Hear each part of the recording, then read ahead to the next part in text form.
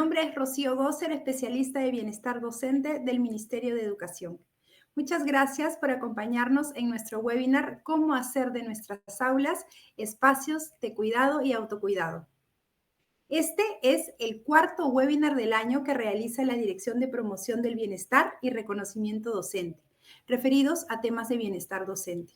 El objetivo del webinar de hoy es identificar estrategias que priorizan el autocuidado y el cuidado de otros en la toma de decisiones, reconocer prácticas conscientes y responsables que promuevan el bienestar propio y colectivo al momento de elegir una acción.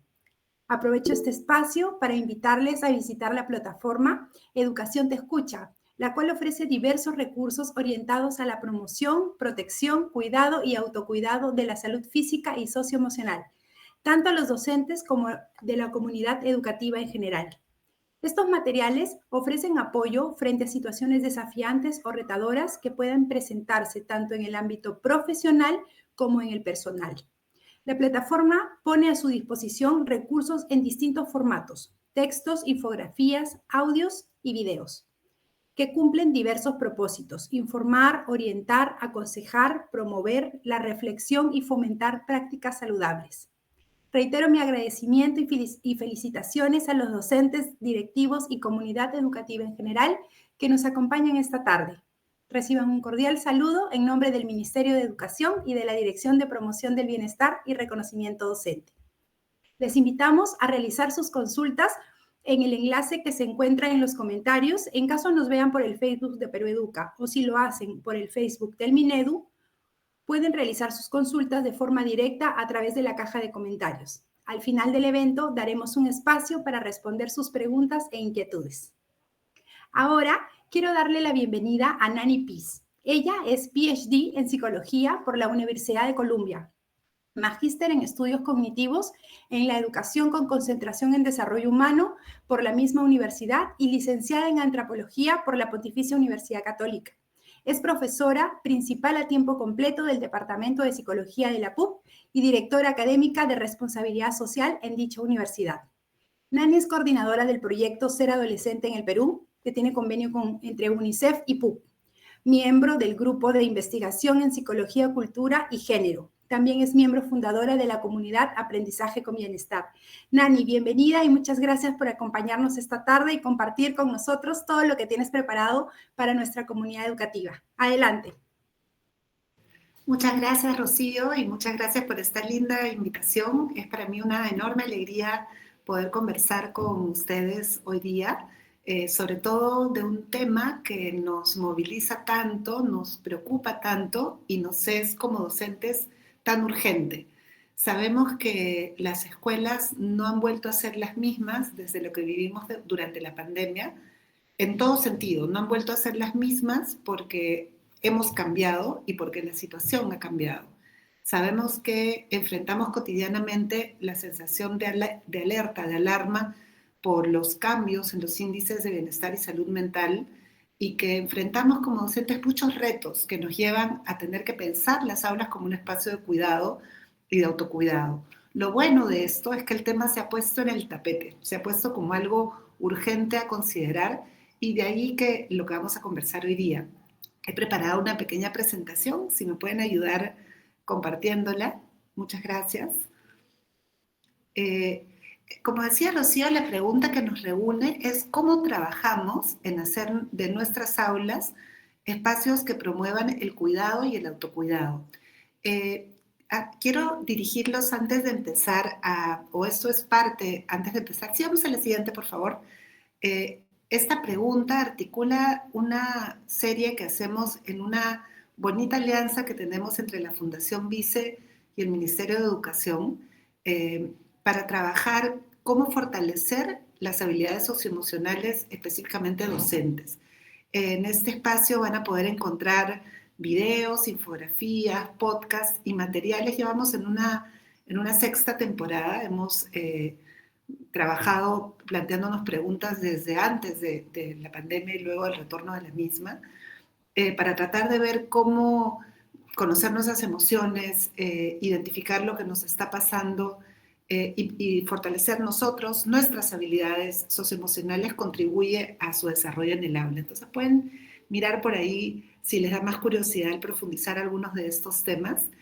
Y lo traigo porque justamente un gran eje que nos ha venido preocupando, cuestionando, tiene que ver con el tema del cuidado.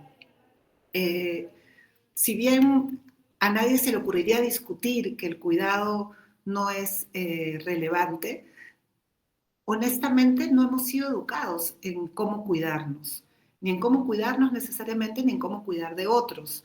Si todos los seres humanos aprendemos a cuidarnos y a cuidar de manera, digamos, social, conforme las sociedades van cambiando y las prioridades van cambiando, los focos en el bienestar también se van reorganizando.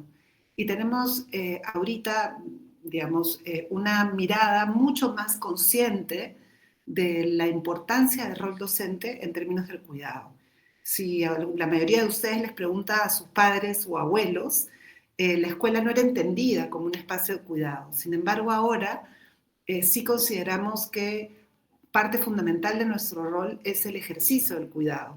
Y no lo consideramos ahora porque, digamos, porque nos guste añadirnos roles, sino porque somos conscientes del rol de compañía fundamental que se ejerce desde la docencia, donde en muchísimos casos logramos identificar, acompañar, redirigir necesidades que de no ser por contenidos por nosotros y nosotras no serían identificadas. Entonces, ¿qué implica cuidar en el aula? ¿A qué nos referimos? Es todo un abanico de acciones orientadas a que el espacio del aula sea seguro, respetuoso y saludable. Es decir, un espacio donde sentamos que podemos expresarnos con tranquilidad, con amabilidad, donde nos tratamos bien unos a otros y donde siento que crezco como persona. Y esto incluye a las y los estudiantes y a los docentes. ¿Qué cosa implica mantener el ambiente seguro y respetuoso? Implica que todos tengamos la posibilidad de que se preserve nuestra integridad física y emocional y que haya una sensación de ser parte de una comunidad que se apoya. Y esto es imposible de lograr sin una disposición a entender al otro como existente y por lo tanto como alguien con quien yo puedo dialogar. Entonces, el cuidado es un conjunto de actividades, acciones, actitudes en los que nos vamos a detener un poquito ahora. Un componente del cuidado es el autocuidado. De hecho, el cuidado no existe sin el autocuidado. Es completamente imposible cuidar sin cuidarse, a menos que sea a costa de uno y posiblemente a costa de generarse en el largo aliento un daño. El autocuidado tiene que ver con poder yo reconocer, identificar aquello que está ocurriendo respecto a mis necesidades físicas, emocionales y mentales, de modo que pueda traer esto como parte importante de aquello que hay que cuidar. Entonces, cuidar en el aula implica también cuidarme. Cuidar de mis estudiantes implica también cuidarme, que es un poquito lo que quisiera plantear aquí. Si es que vamos a la siguiente, por favor. Entonces, empecemos un poquito por el cuidado. ¿Qué cosa implica el cuidado?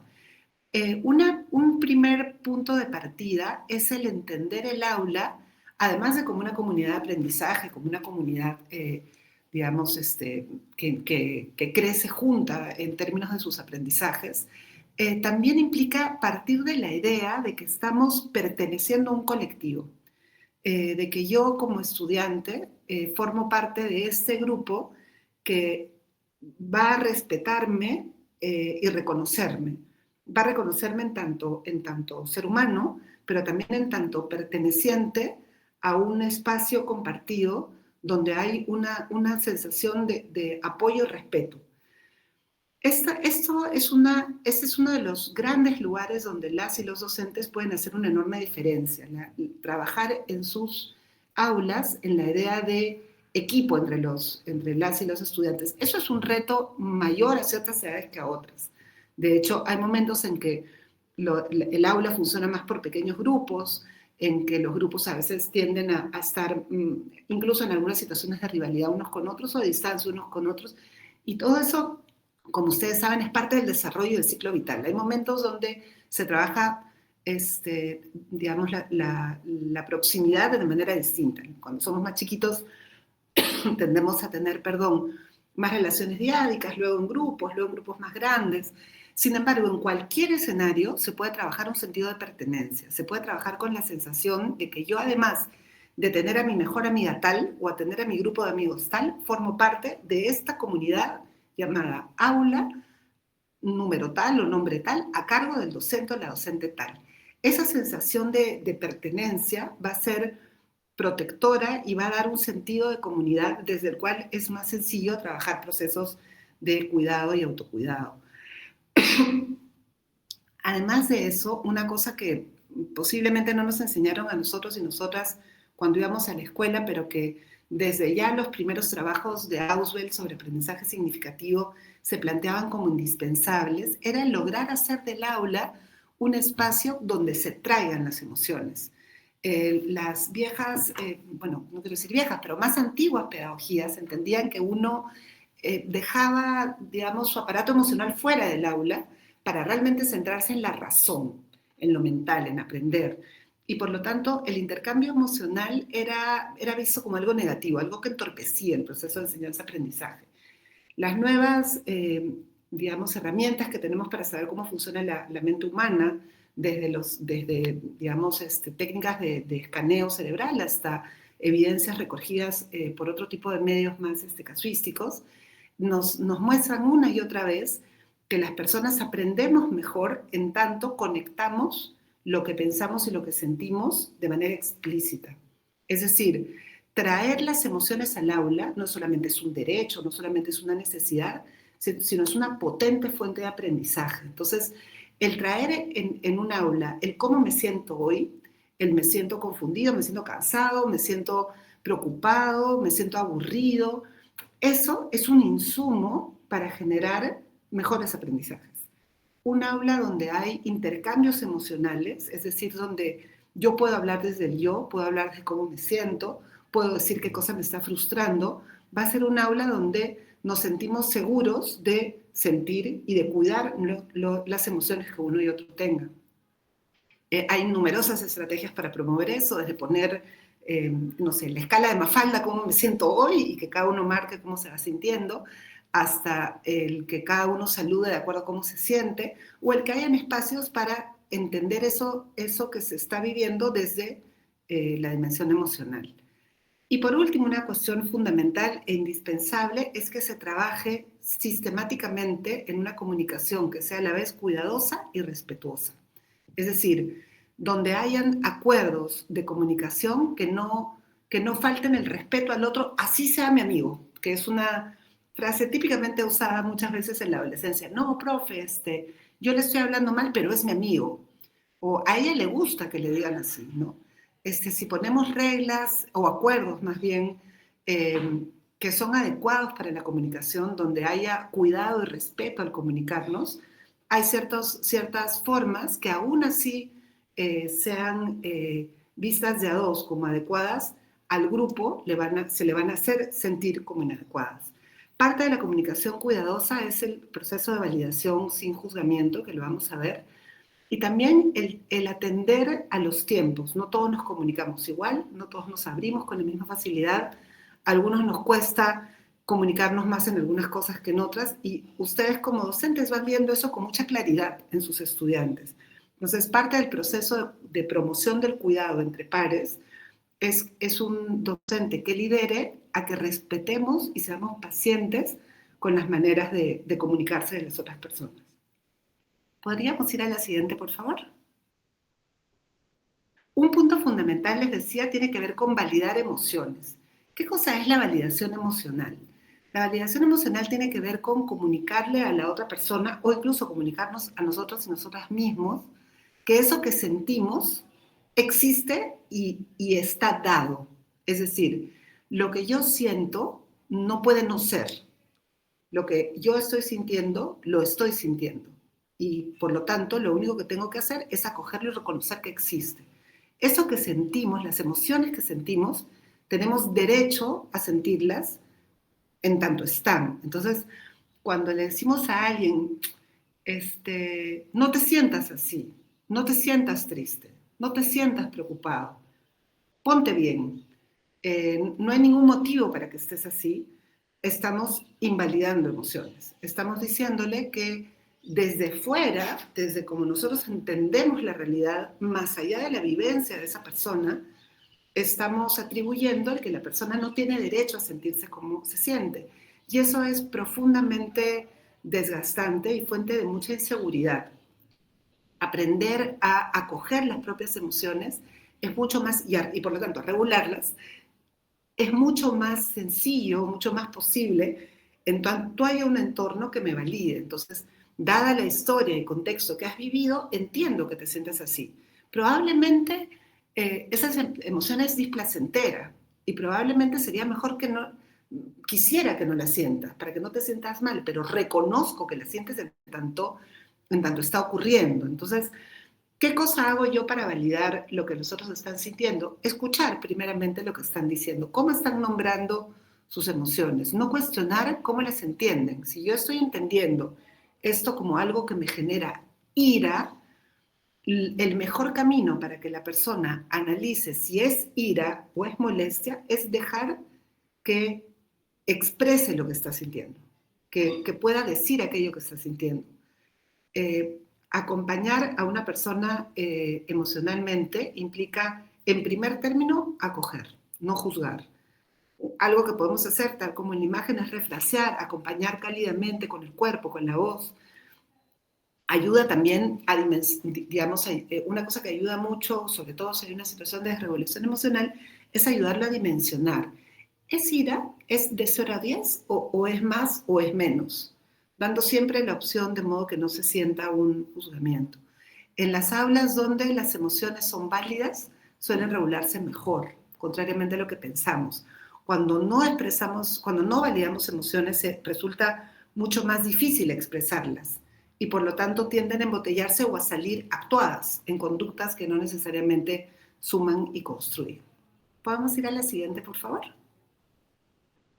Ahora, digamos, en una situación cotidiana, es necesario hacer todo lo que hemos dicho para que haya un espacio de cuidado. Sin embargo, sabemos y decíamos al inicio que a nivel emocional, la humanidad como tal ha pasado por un reto muy grande.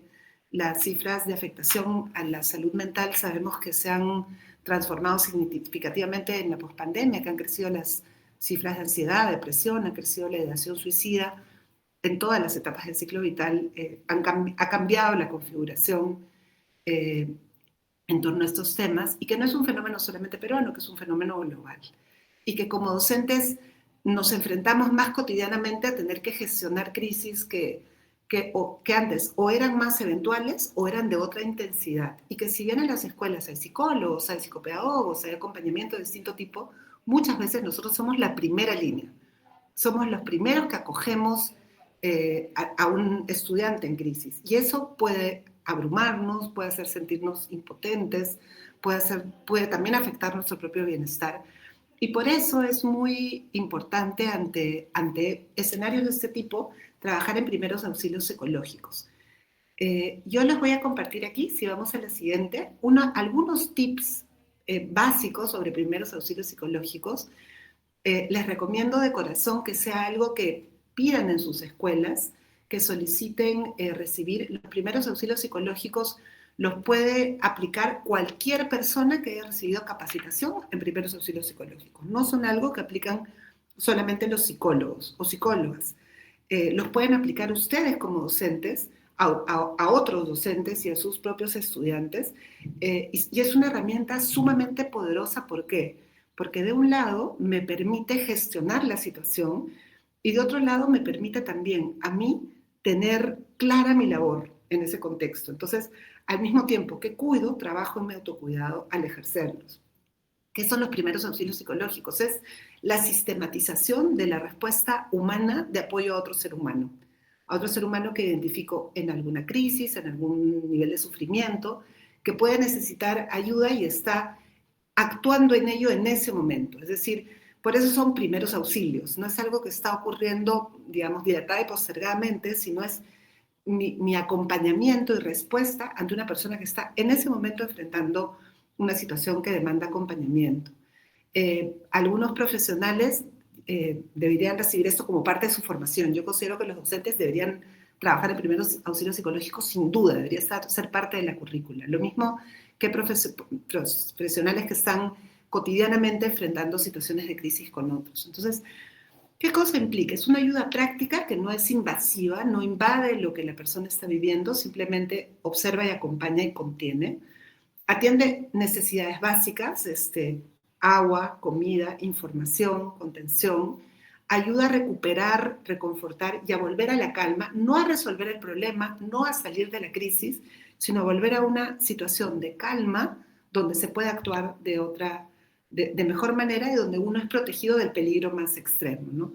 No se trata, es importante reconocer que no se trata de resolver el problema del estudiante o el colega que lo está trayendo.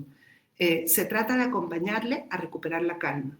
Tampoco, evidentemente, podemos imponer los primeros auxilios psicológicos. Si alguien no los quiere recibir, nos vamos con nuestra mejor voluntad y con la tranquilidad de haber intentado a otra parte.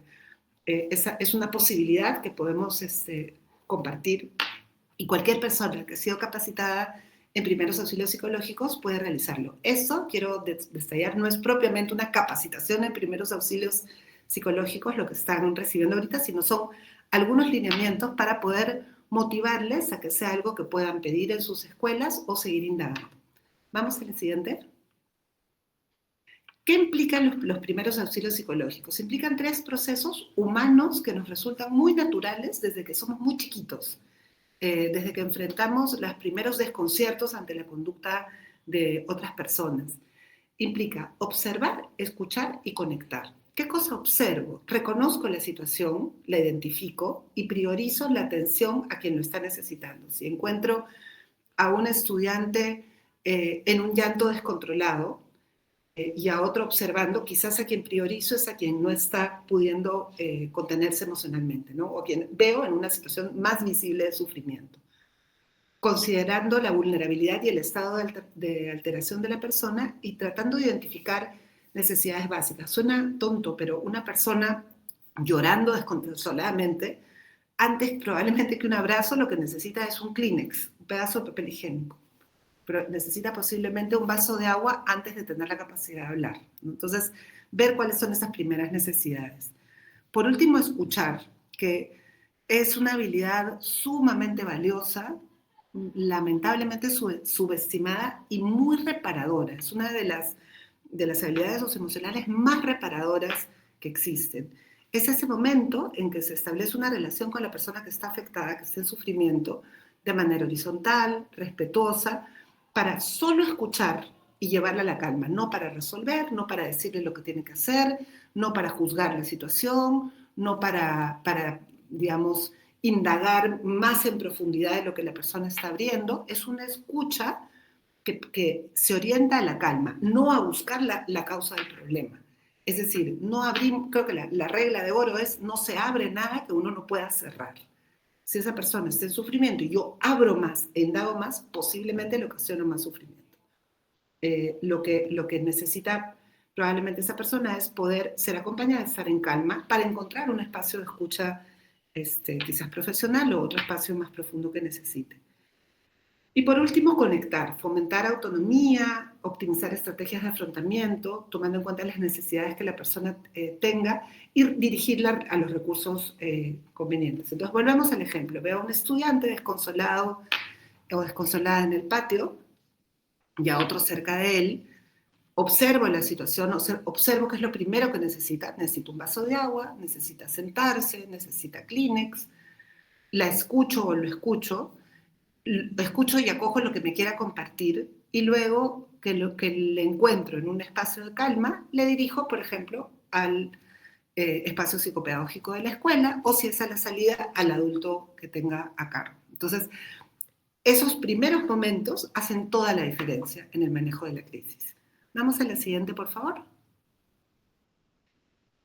¿Qué cosa puedo utilizar para reconocer la situación, para observar? Primero, identificar cuál es la situación estresante o amenazante. Este estudiante, por ejemplo, está ante una amenaza en ese momento, está pasando algo sobre ella o sobre él, es una amenaza antigua, es una actualización de algo antiguo, es un grupo que esté en riesgo particular, es una persona que haya pasado por una situación particular que yo sepa, de acuerdo a las características que tiene. ¿Hay alguna necesidad básica que requiere atención urgente? Hay, digamos, por ejemplo, dificultad para respirar o, digamos, necesidad de atención médica. ¿Y cuáles son los protocolos y lineamientos en mi escuela? ¿Dónde empieza y dónde acaba mi rol? ¿A dónde tengo que redirigir de acuerdo al rol que tengo en la escuela? Vamos a la siguiente. La escucha, que es diría la parte crucial, tiene 4 características. Es una escucha activa y empática. Es decir, es una escucha que está presente con la mirada, que está presente con los gestos, que está presente con el cuerpo, que valida y no juzga. Entonces, por ejemplo, muchas gracias por confiar en mí para contármelo. No estoy emitiendo una opinión de lo que está sucediendo, no estoy indagando más allá, ¿sí? Solamente estoy diciéndote que estoy acá y está bien. Si la persona al seguir hablando se siente un poco peor, lo cual a veces sucede que conforme vamos activando, vamos trayendo más recuerdos, más emociones, conectando más cosas, demos el espacio de seguridad. Es decir, antes que necesito que me lo cuentes todo para entender, o bueno, ya te escuché, creo que ya es momento de que te vayas, dar la seguridad de que estoy acá para ti mientras tú necesites hablar, ¿no? Estoy acá para hacerte sentir mejor mientras tú lo necesites.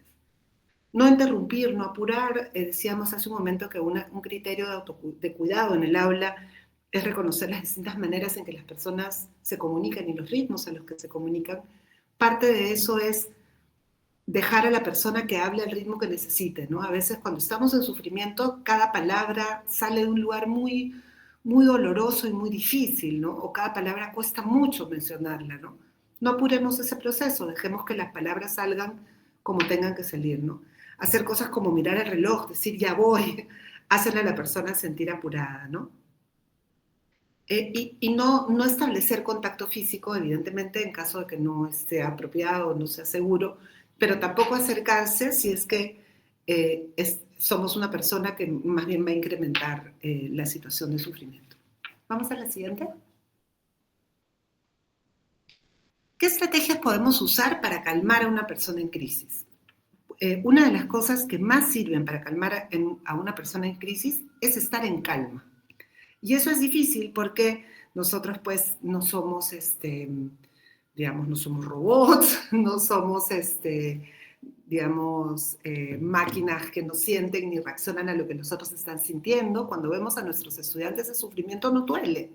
Cuando ven a un estudiante llorando es una cosa que remueve muchísimo a una persona, ¿no? A un docente en particular que entramos pues por vocación y no porque queramos pues no nos interesa el crecimiento de las personas. Sin embargo, la calma de otro me da a mí la tranquilidad de saber que la situación va a estar bien, sobre todo además si es un adulto a cargo.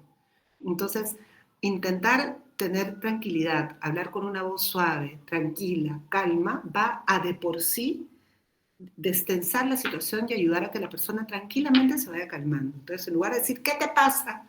Decir, estoy acá para ti en el momento que quieras hablar. Si es que quieres hablar, estoy acá para ti. Si no quieres hablar, también estoy acá para ti. Yo tuve una experiencia muy dura en un trabajo de campo que hice investigando situaciones de violencia en una zona rural del Perú. Con docentes, y me pasó en una entrevista que es la entrevista más difícil que he hecho, de un docente que nunca había hablado del tema y no podía parar de llorar. Y ya iba digamos, ya había pasado 40 minutos, el docente seguía llorando, yo ya le había dado Kleenex, ya le había dado vasito de agua, ya habíamos hablado, y lo único que hice fue sentarme al lado de él, sentarme cerca, sentarme a su costado, sin tocarlo, porque no nos conocíamos, no quería invadir su cuerpo. Y le dije, y cada cierto rato le decía, estoy acá para usted, acá sigo, el tiempo que usted necesite, acá estoy con usted. Nos debemos haber quedado como 1 hora sentados, hasta que él empezó a respirar, y yo empecé a respirar con él. Respiramos despacio y profundo, como dice la letra E, y luego él se paró y se pudo ir. Entonces, esa voz calma va conteniendo poco a poco, ¿no? va ayudando a que la situación se cambie de nivel emocional.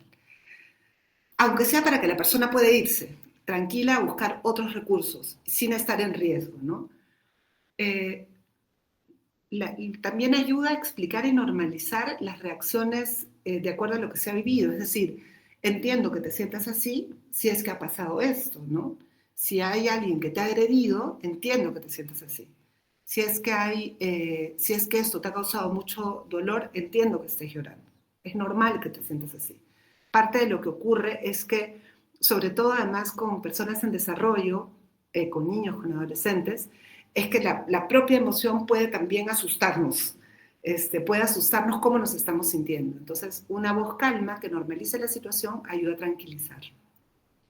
Tratar de dar esta sensación de compañía, eso que les contaba de estar cerca, solo sentarse cerca y hacer sentir la compañía, hacer contacto visual, mirar a la persona, saber que estamos aquí mirándolos. En el ejemplo que les pondría del profesor, sería completamente distinto que yo esté de espaldas a él, que sentada cerca sabiendo que mi mirada lo está conteniendo, ¿no? Entonces es importante sentir el contacto visual para que dé la sensación de compañía. Recordarle que uno es un lugar seguro, ¿no? Uno es alguien que puede proveer tranquilidad y seguridad, no está en riesgo contigo, ¿no?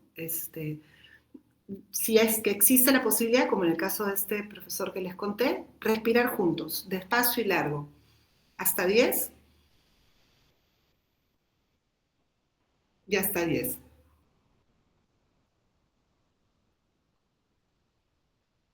Sentir que el aire va entrando y saliendo, ¿no? Es una de las cosas que más calma rápidamente ofrece. Y practicar las propias técnicas de relajación que ustedes tengan. ¿Podemos ir a la siguiente? Ahora, finalmente, ¿cómo conectamos y fortalecemos el vínculo? Cada uno de ustedes seguramente tiene capacidades valiosas, importantes que ha adquirido en la experiencia docente que tienen para poder llevar a las otras personas a reconocer las capacidades que tienen. Entonces, una de las cosas que más ayuda en situaciones de este tipo es reconocerle a la persona qué es lo que puede hacer. Ok, tú no puedes ir a contarle a tu mamá esto que te ha ocurrido, pero sí puedes ir a contárselo a la psicóloga. O puedes hablarlo con tu mejor amiga, pero de repente también puedes hablarlo con un adulto. ¿Con quién lo puedes hablar? ¿Quién es la persona que te puede apoyar de aquí en adelante, acompañar?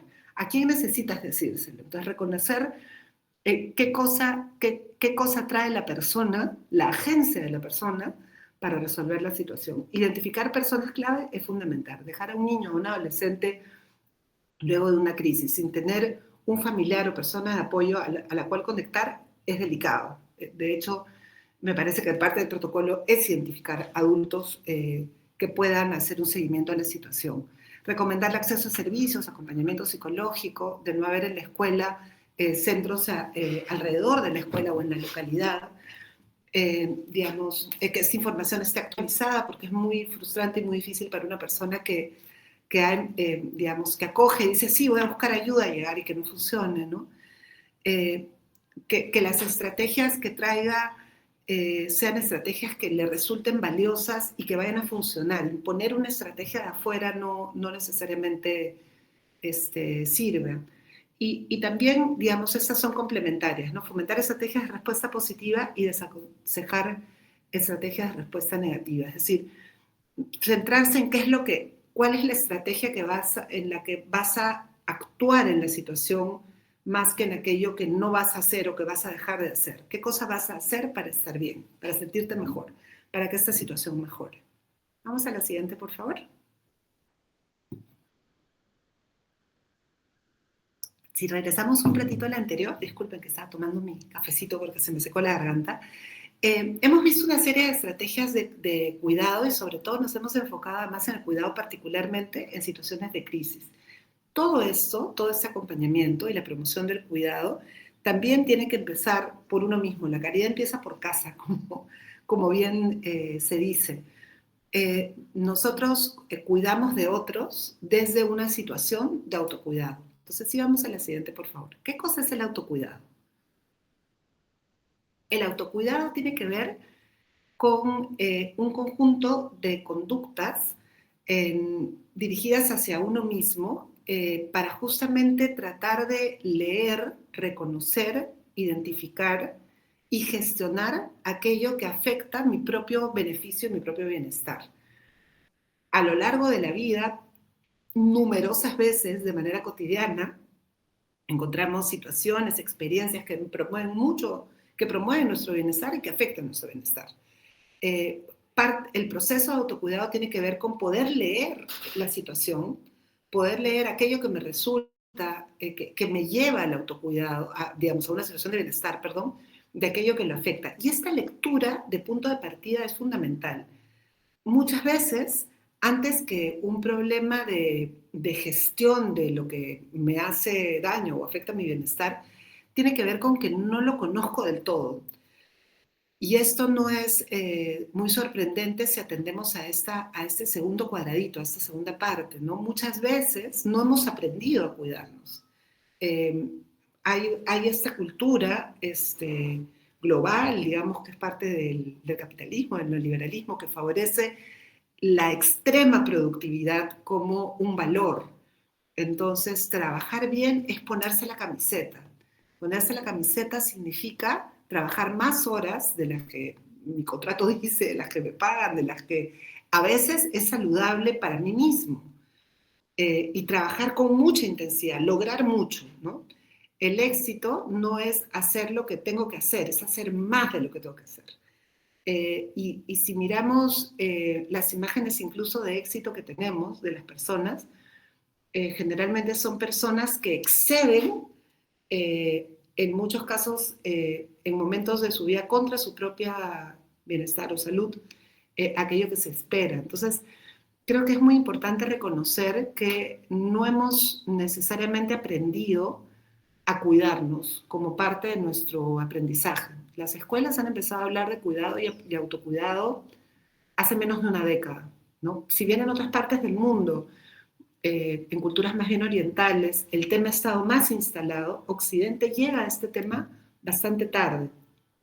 No hemos pensado en una orientación hacia la salud mental, física, como punto de partida. Siempre se habló de la educación física, que la gente esté contenta, digamos, pero no con la preocupación e incidencia que tenemos ahora, porque hemos ido notando que no necesariamente hemos crecido en ejercicio del autocuidado. Entonces, recuerdo muy bien la historia de un hombre mayor que se jubiló a sus 75 y que compartía con enorme orgullo que él hacía 20 años que no tomaba vacaciones. Lo decía como un logro, casi como algo que la organización de la que se jubilaba debía celebrar.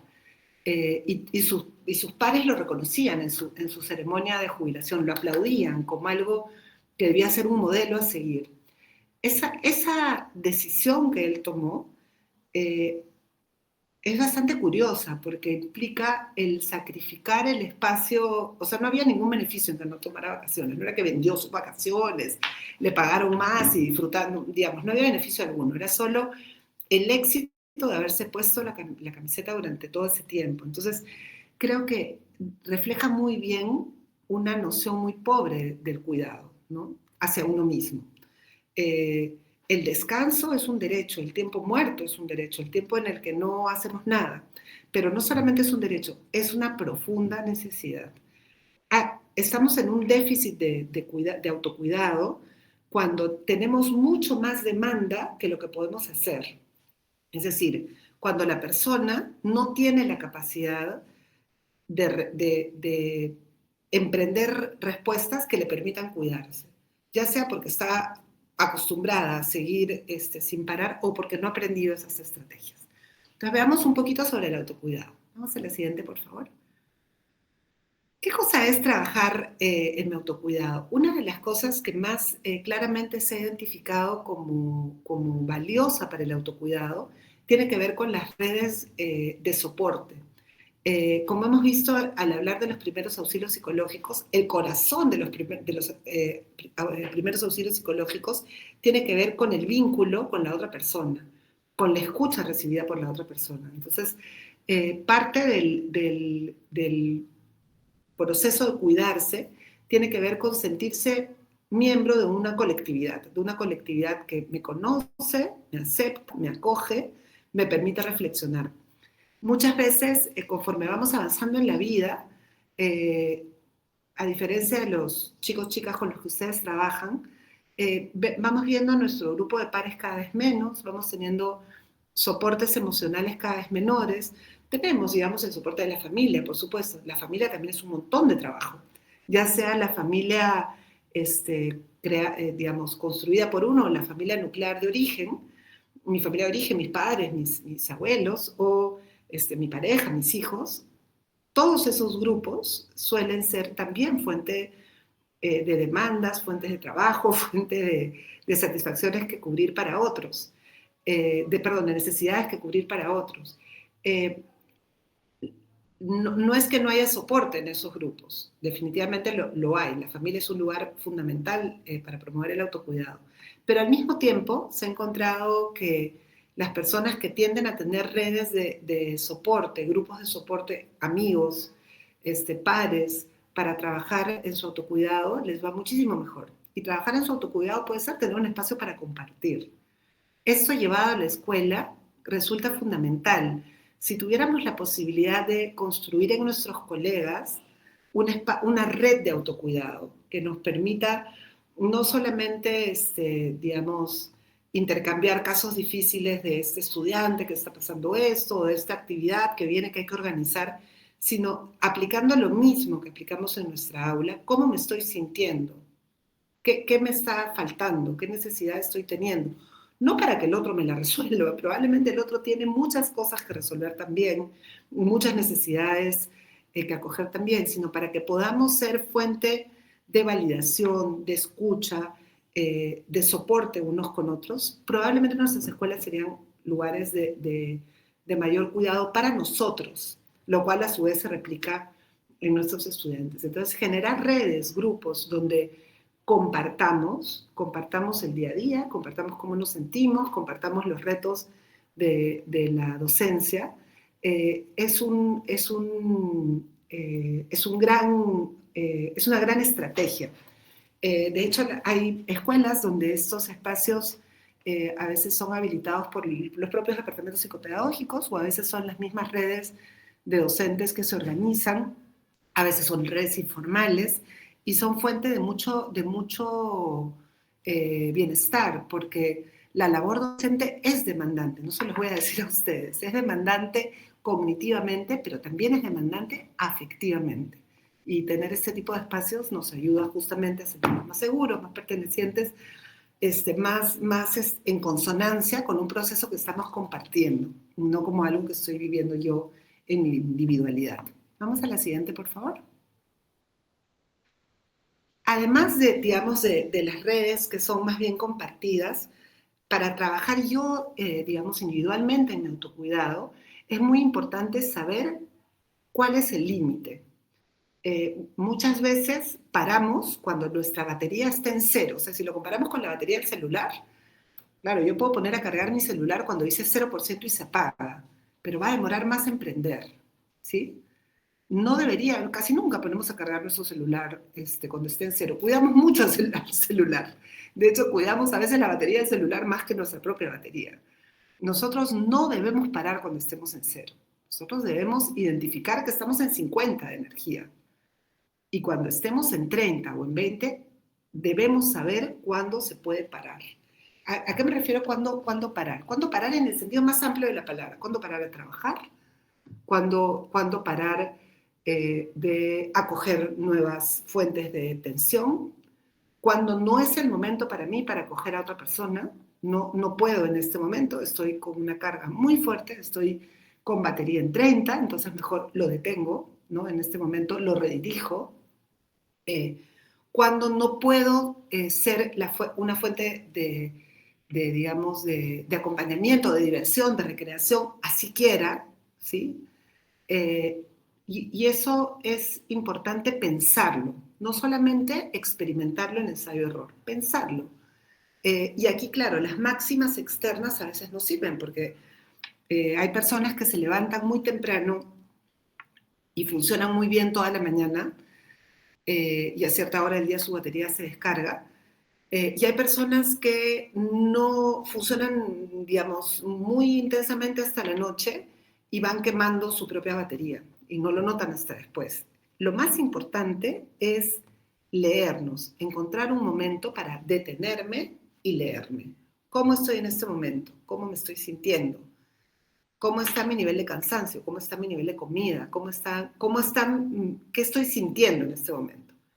Darte el espacio para reconocer lo que estás sintiendo, como una estrategia para poder cuidarte, ¿no? Entonces, eh, creo que la frase clave es darle valor a poner un límite, ¿no? Un límite que te contenga a ti. Hay millones de estrategias tan diferentes como las personas: meditar, leer, bailar, hacer ejercicio, yoga, ir al cine, desconectarse. Y aquí en realidad no hay nadie que pueda decirnos absolutamente nada. A mí, por ejemplo, una de las cosas que más energía me da es salir con mi hijo adolescente. Sé que hay padres de familia para los cuales eso sería una pesadilla y una mayor fuente de estrés, pero a mí me entretiene mucho hablar con él, me llena de energía, más bien me recarga mi batería y me hace desconectar de cualquier preocupación que tenga y sacarla de mi cabeza. Mi esposo, por ejemplo, recarga echándose a lagartear, lo que llamamos, a descansar. A mí eso me enerva, me desesperaría echarme a no hacer nada. Puedo hacerlo eventualmente, pero no es lo que especialmente me recarga. Entonces, ¿cómo sabemos que nos recarga? Probándolo, experimentándolo, ¿no? Dándonos el tiempo necesario para que esto sea parte de nuestra rutina. Entonces, así como yo tomo desayuno, almuerzo, ceno, voy a mi trabajo, regreso de mi trabajo, saludo antes de entrar a mi clase, tendría que tener un espacio de autocuidado. Y tendría que además tener incorporada en mi rutina la lectura de cómo estoy, para, estando en una necesidad de encontrar un momento para mí, activarlo. Y reconocer si es que la situación, si hay situaciones o estresores muy difíciles de manejar, ir a una ayuda profesional, darme el espacio para poder encontrar cuáles son mis estrategias, cuáles son mis maneras y qué es lo que necesito para justamente no entrar a una situación de estrés extremo o burnout. Vamos a la siguiente. Les decía que el soporte social implica, digamos, es uno de los mejores caminos para manejar el autocuidado.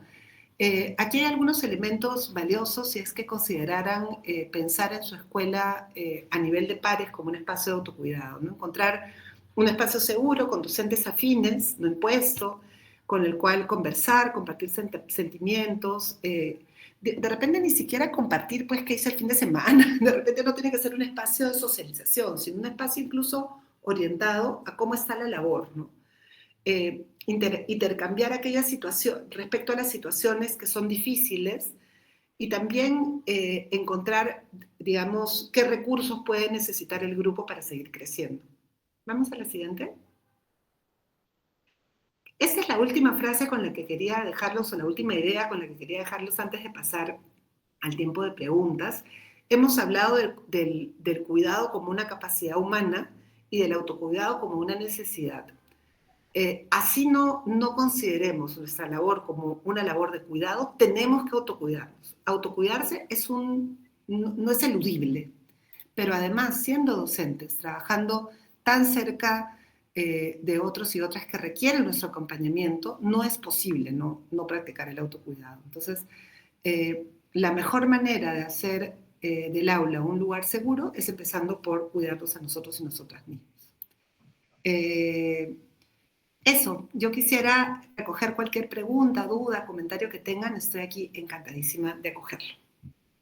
Gracias, Rocío. Gracias, Nani. Gracias por compartir tan valiosa información con todos nosotros. Muchas gracias por el tiempo que nos entregas esta tarde. Tu aporte nos ayuda a seguir promoviendo el cuidado y el autocuidado como parte fundamental del bienestar en las escuelas, ¿no? A favor de toda la comunidad educativa.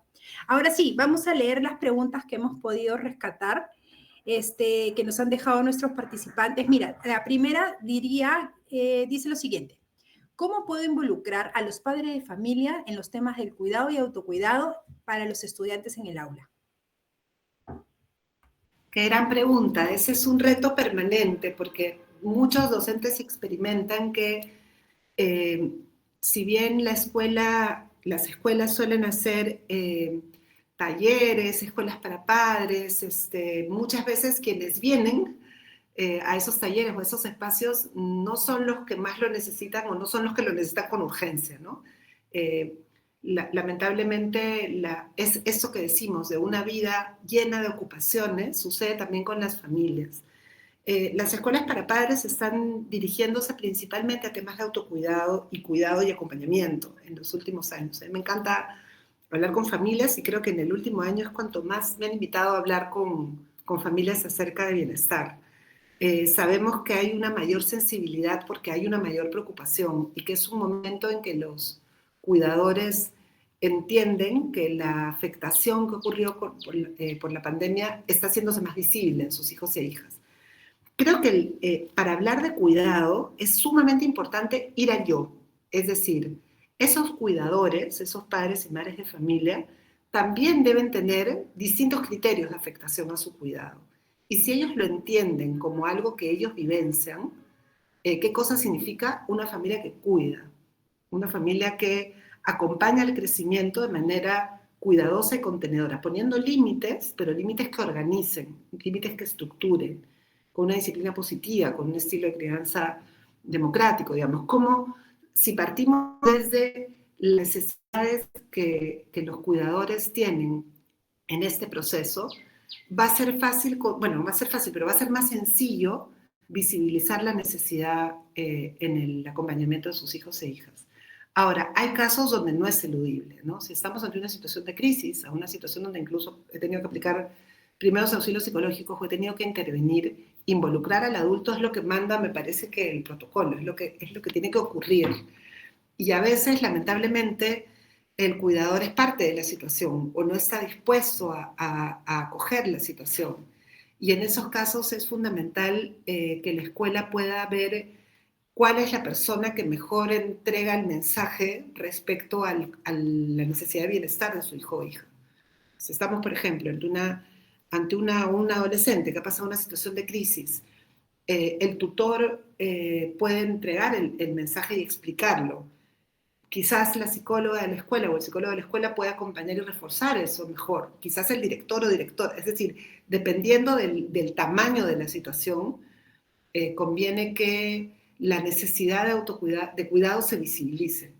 Creo que hay que tomar en serio estas situaciones. No estar asustados, pero sí tomar en serio las alertas que nos puede despertar un niño, niña, adolescente respecto a su cuidado. Y también colegiadamente identificar si es que además hay otros familiares a los que se puede convocar si es que la situación lo permite, ¿no? Pero sí, es un gran reto ese. Sí, claro, y hay tantas formas y herramientas para abordar cada situación. Gracias, Nani, por responder a esta pregunta. Acá tenemos otra que nos dice, ¿qué recomendación nos da para poder fomentar el cuidado entre colegas en la escuela?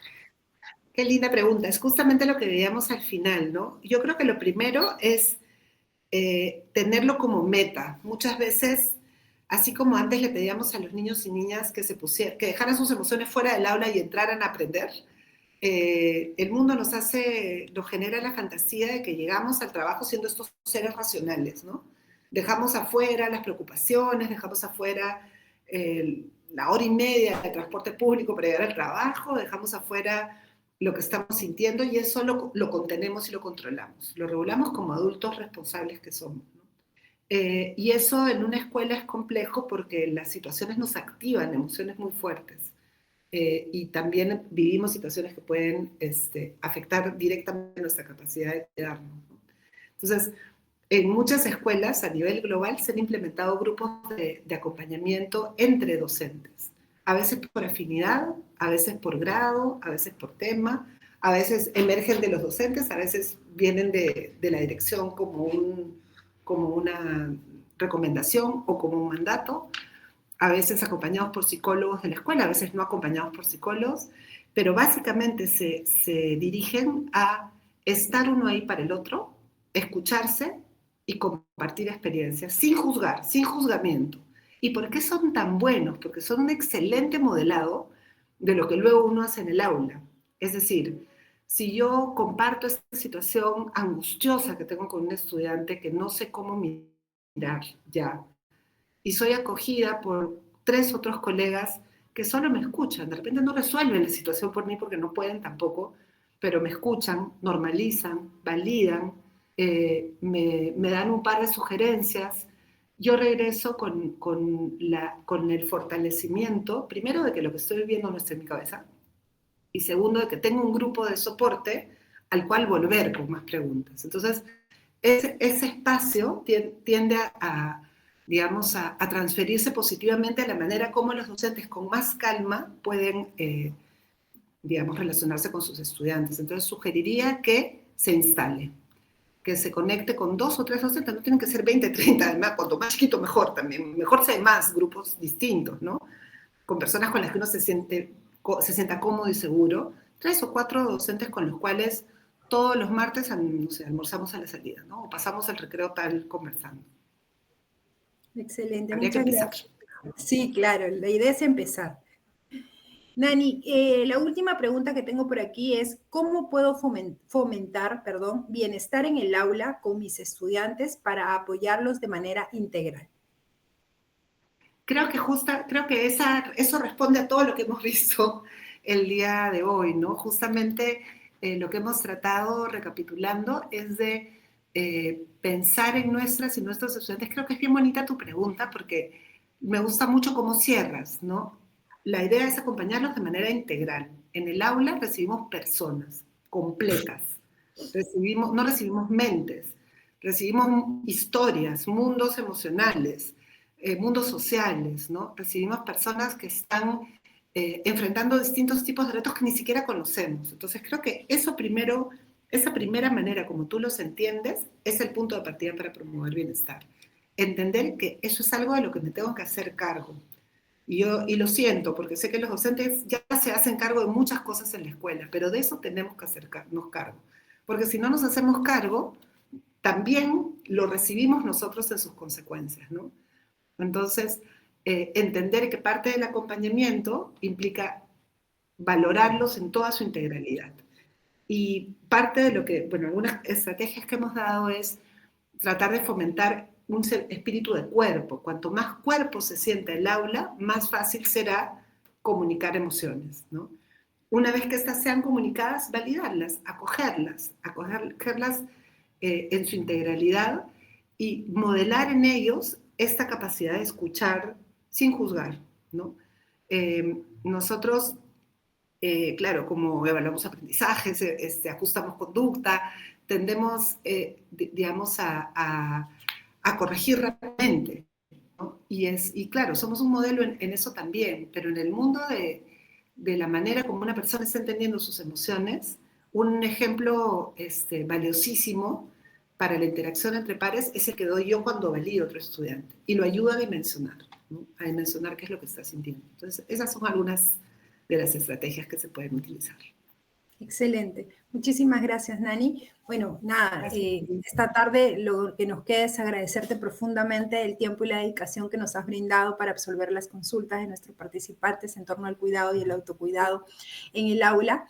La orientación que nos has dado nos permite aclarar dudas, enriquecer la reflexión y ofrecer herramientas que son tan valiosas y tan importantes, ¿no?, para el bienestar en el aula y en la comunidad educativa en general. Bueno, muchísimas gracias. Gracias a ti. Hemos llegado al final de este webinar, no sin antes agradecer y felicitar a los docentes por su participación y valiosas preguntas, las mismas que contribuyen a la reflexión e importancia del cuidado y autocuidado emocional en el aula, para estudiar, trabajar y vivir en un ambiente armonioso. Reiteramos a los presentes que pueden acceder a la plataforma Educación Te Escucha para revisar y descargar los recursos que tenemos disponibles para ustedes. Asimismo, recordarles que la plataforma Educación Te Escucha aloja formularios donde pueden escribir para poder recibir apoyo emocional si así lo requieren. Gracias por su participación. Tengan todos muy buenas tardes.